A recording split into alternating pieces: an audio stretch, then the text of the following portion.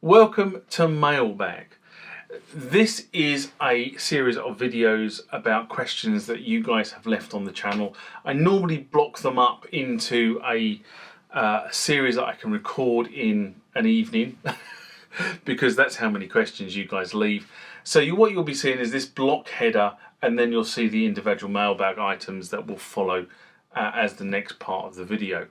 But before we get into mailbag, which is about questions and answers and comments you guys leave on the channel, we must do the channel parish notices.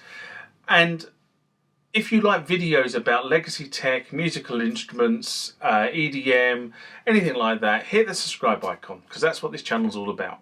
If you want to be notified when such videos hit the channel, it's the bell icon. Save yourself some time, hit both together.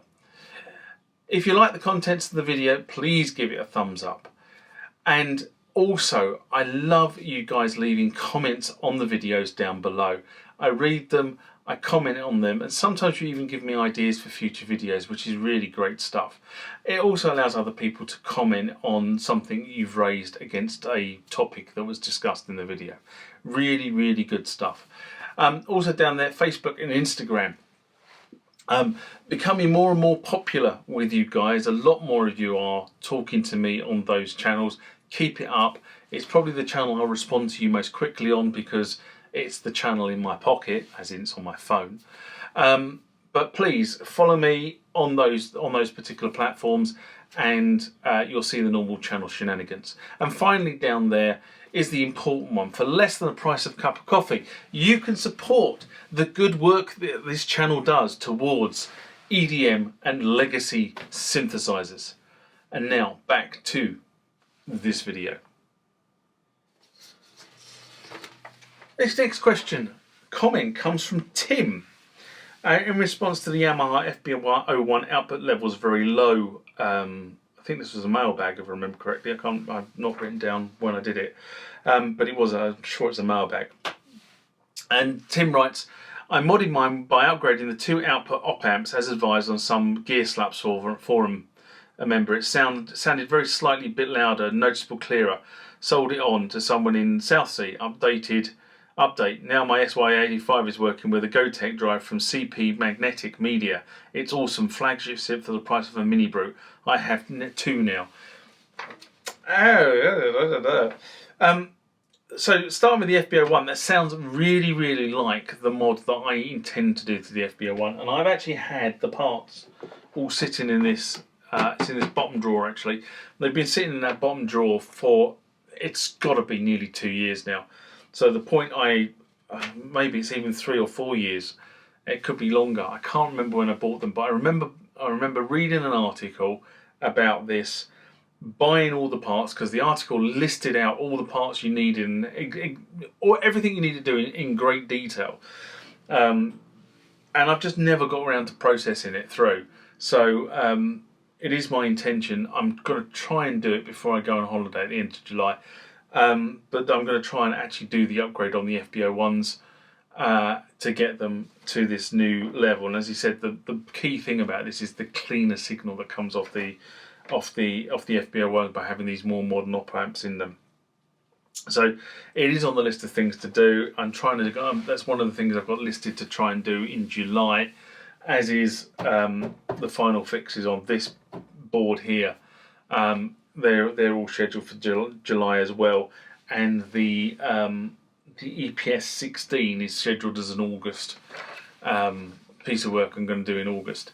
It's really interesting actually that people say about this, and if you were to just do it and not film it, it wouldn't take you very long at all.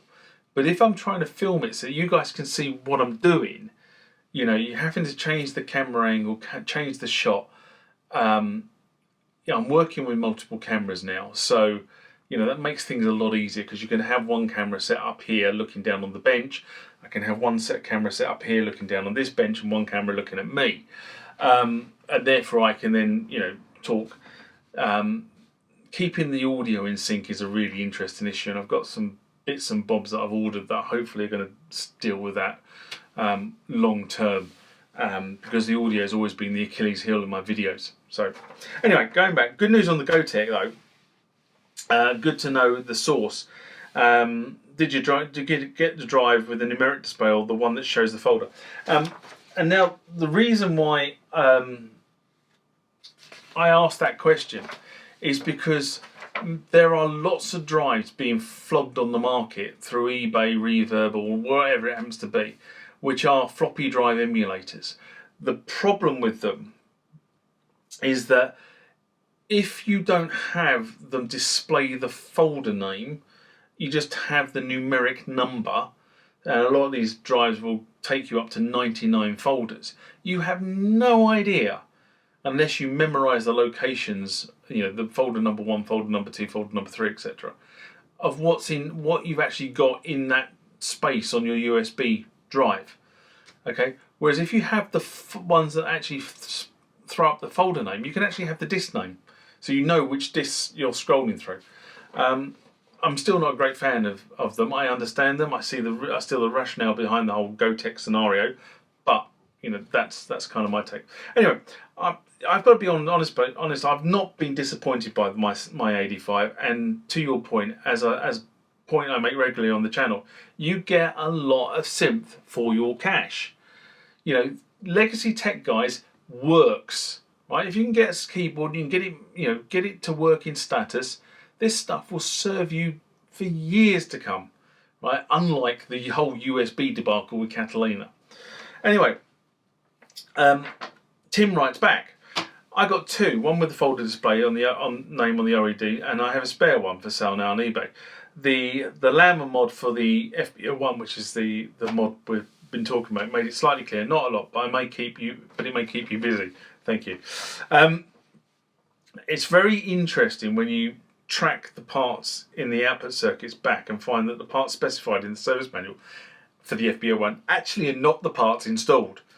I found that really interesting because I did some work about 3 or 4 months back now, where I thought I was going to do the FB-01 mods then, okay, and then life got in the way as it normally does. And one of the things that was really interesting was tracking back, and you're looking at this thing and it said, resistor 1 is a certain value, and you look at the board, and the resistor has a value nothing like the value that it says resistor 1 is.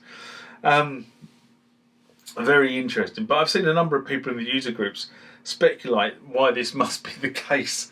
Although common consensus is that there was a parts shortage and Yamaha just substituted in relevant parts, and that probably could explain a lot of the issues with the whole sort of output circuit of the FB-01. It was specified to be one thing and actually manufactured with different parts. In the same thread, the user group speculate on the improved quality that the original specified parts would have provided the FB-01 had they actually put the parts that they specified in the service manual in the machine itself. So, it's quite comical that we're talking about doing an upgrade on the FB-01 to find out that, the only reason we need to do an upgrade on the FB-01 is because Yamaha didn't put the right parts in the first place. And I do find that quite laughable. I have to be honest, laughable is not really a word, is it? But, it is, there we are. The FB-01 got slated on certain things like output level and cleanness of signal and stuff like that. It was never really designed, it was designed more for the home studio rather than the sort of professional studio, I have to be honest. But it was a really good unit, it had some really lovely tones on it. And, it's been used by people for years. I mean, I've got two of them. My friend Paul has two of them. And most people I know who have FB-01s have two. And that's principally to deal with polyphonic issues. Okay, because you can have each unit play odd and even notes, but that's a different video, I think. Anyway, what I'm not an electronics engineer. I've never claimed to be an electronics engineer. I do know where my limitations are, and when you get into sort of the more details of amplification curves and such like, that's where I defer to the experts on this, and more informed commentators on the channel. But I do like the fact you say it's going to keep me out of mischief. Now, what he did say was the folder version of the GoTech is more expensive, but it is worth the extra money. It really is worth the extra money. Unfortunately, and I don't mean this the wrong way, but many people will go for the cheaper model, not realising the sheer pain that they're going to have later on down the line trying to remember. It really does. If you're going to go for the one that just has the number display in it, you're going to have to really keep good catalogue records of what is on your USB sticks. Otherwise, you're just going to be completely lost.